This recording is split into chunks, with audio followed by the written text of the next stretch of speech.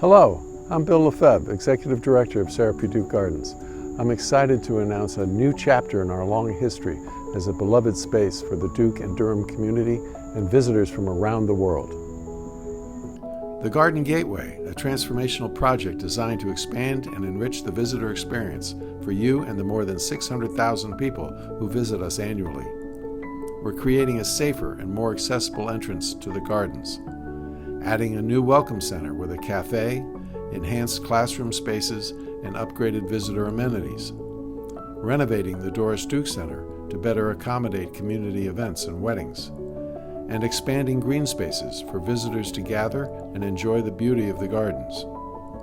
These exciting new features will create a sustainable environment that offers even more opportunities for connecting with the natural world and our vibrant community. And there's more good news. Duke Gardens will stay open throughout the construction, so you can continue to visit and enjoy this special place. Construction will begin after Thanksgiving and is scheduled to be completed in spring 2026. You can check our website to get the most up-to-date information. We look forward to sharing more information as the project takes shape.